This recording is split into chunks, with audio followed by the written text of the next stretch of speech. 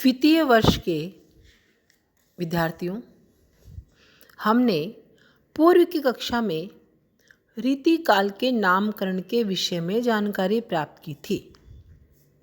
इस ऑनलाइन कक्षा में हम रीतिकाल की प्रवृत्तियों के विषय में पढ़ेंगे। रीतिकाल हिंदी साहित्य के इतिहास का तीसरा महत्वपूर्ण काल है। इस काल में रीतिकालीन साहित्य की सृष्टि सामंतीय वातावरण में हुई। उस समय के राज दरबारी कवि से स्वान्त्य सुखाय रचना की आशा नहीं की जा सकती है। उनकी वाणी में सूर और तुलसी जैसी तन्मयता, सात्विकता और जस्विकता, उदात्त चेतना नहीं है।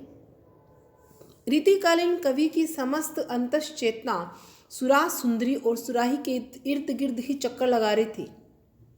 भाव सौंदर्य के अपेक्षा उसे रूप सौंदर्य अधिक आकर्षित करता रहा। रीतिकालीन कवि अपनी समस्त शक्ति नारी शरीर के रूप चित्रण में लगा दी।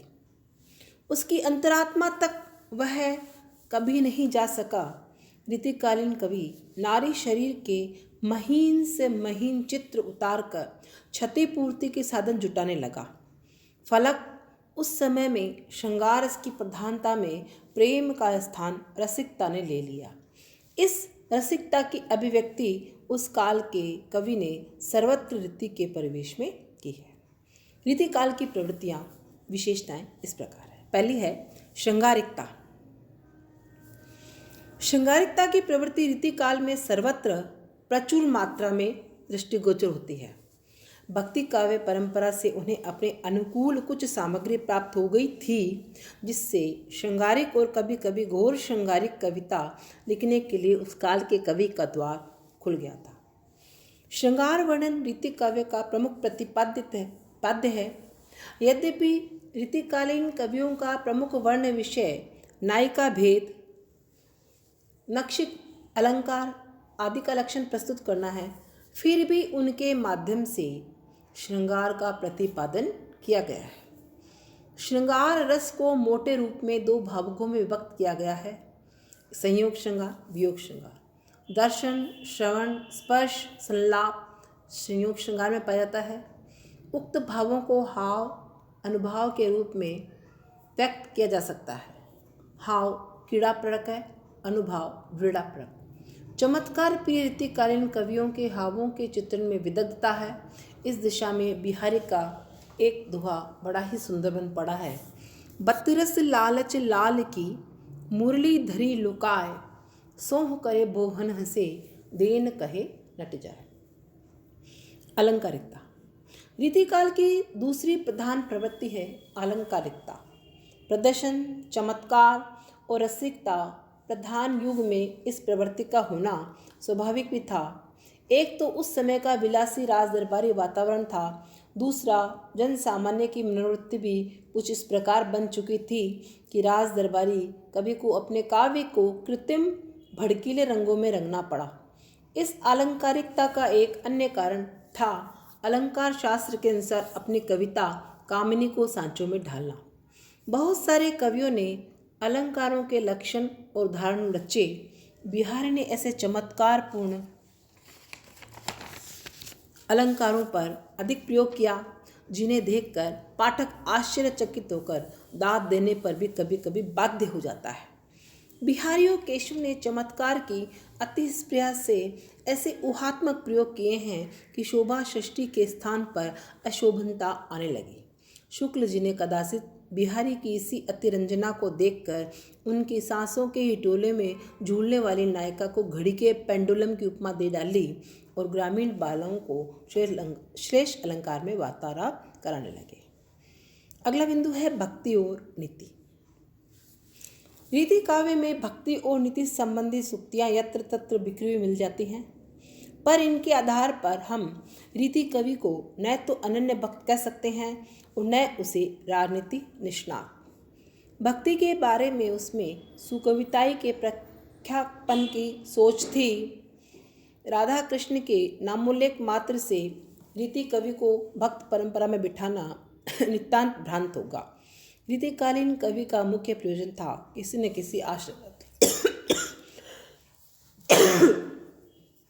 किसी आशादाता या रसिक को रिझाना।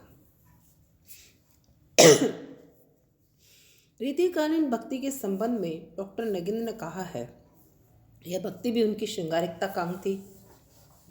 जीवन की अतिशय रसिकता से जब ये लोग घबरा उठते होंगे तो राधा कृष्ण का यही अनुराग उनके धर्मभीरू मन को आश्वासन देता होगा। इस प्रकार रीतिकालीन भक्ति का एक ओर सामाजिक कवच और दूसरी ओर मानसिक शरण भूमि के रूप में इनकी रक्षा करते थे। अगला बिंदु है काव्य रूप। रीति कवि के काव्य की सृष्टि का उद्देश्य उस युग के राजाओं और रईसों की रसिकता की वृत्ति को संतुष्ट करना था। ऐसी स्थिति में चमत्कार, उत्पादना तथा वाहवाही प्राप्ति के लिए मुक्तक काव्य शैली इससे अधिक अनुकूल पड़ी। यह समय प्रबंध काव्य निर्माण के लिए सर्वथा अनुपयुक्त था। प्रबंध काव्यों के लिए निरंतर एक रसता और धैर्य की आवश्यकता होती है। ये दोनों वस्तुएं न तो उस समय के कवि के पास थी और न ही श्रोता के पास। ब्रज भाषा की प्रधानता।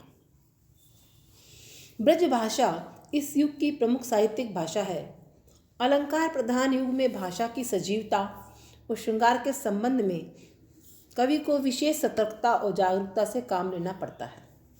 भारतीय साहित्य के क्षेत्र में संस्कृत भाषा के पश्चात ब्रज भाषा का स्थान आता है।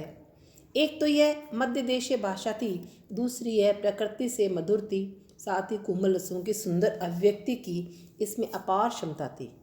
यही कारण है कि रामचरितमानस तथा पद्मावत जैसे अवधि में लिखे हुए काव्य के होने पर भी रीति कवि ब्रज भाषा के प्रति आकर्षक हुआ, उसे सजाया, संवारा और दिखारा। लक्षण ग्रंथों का निर्माण। रीति काल में कवि कर्म और आचार्य कर्म एक साथ चलते रहे।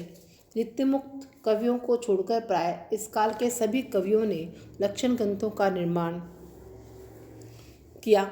रीतिबद्ध कवियों ने तो सीधे रूप में लक्षण उदाहरण प्रस्तुत किया, रीति सिद्ध कवियों ने केवल उदाहरण जुटाए।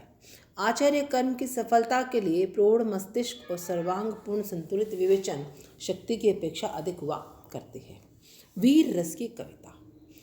रीति युग प्राय शांति और समृद्धि का समय है, किंतु औरंगजेब के क्रूर आतंकमय शासन ने भारतीय प्रशांत वातावरण को विक्षुब्ध कर दिया। उसने हिंदू जनता पर अकथनीय अत्याचार के फलतः चिरकाल से प्रसुप्त वीरात्मक प्रवृत्तियां पुनः जाग उठी।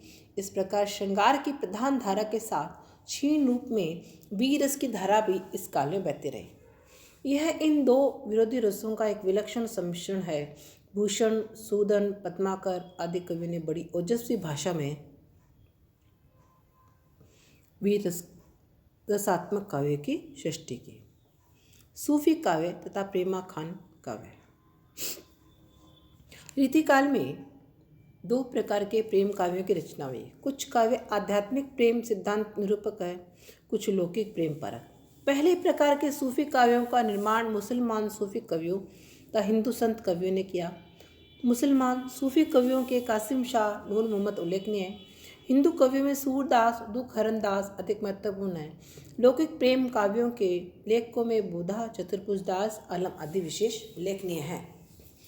आलम्बन रूप में प्रकृति का चित्रण।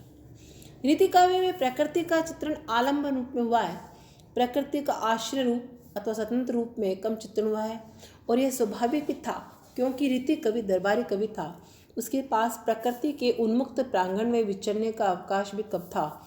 अतः उसके काव्य में वाल्मीकि, कालिदास का सा प्रकृति का बिंब ग्राह्य रूप नहीं मिलता है। प्रकृति का उद्दीपन रूप में चित्रण भी परंपरा मुक्त है। प्रकृति का चित्रण नायक और नायिका की मानसिक दशा के अनुकूल ही किया गया है। अभिव्यंजना पद्धति। किसी भी युग के साहित्यकार की अभिव्यंजना पद्धति या प्रणाली उसकी व्यक्तित्वता का प्रतीक होती है, जो कि साहित्य में सहज रूप में समाविष्ट हो जाती है। कवि अनुभूतियों को मूर्त रूप देने के लिए विशिष्ट पदों, मुहावरों, विशेषणों तथा लोकोक्तियों का चयन अपने व्यक्तिक अभिरुचियों के अनुसार किया करता है। अतः रीति काव्यों की शैलीगत विशेषताओं के उद्घाटन के लिए हम उनके द्वारा गृहीत शब्दों, विशेषणों, मुहावरों, लोकोक्तियों का भी विश्लेषण करें। अगला बिंदु है नारी चित्रण। मुगल शासन की निरंकुश सत्ता के सम्मुख देशी रजवाड़ों के नरेशों का तेज आहत हो चुका था। मुगल दरबार के प्रचुर विलास का अनुकरण करना ही उसके जीवन का उद्देश्य बन गया। मानो यह एक मनोवैज्ञानिक रूप से क्षतिपूर्ति थी। उनके सामने नारी का एक ही रूप था और वह था विलासिनी प्रेमिका का। नारी उसके लिए एक मात्र भोग विलास का उपकरण मात्र थी।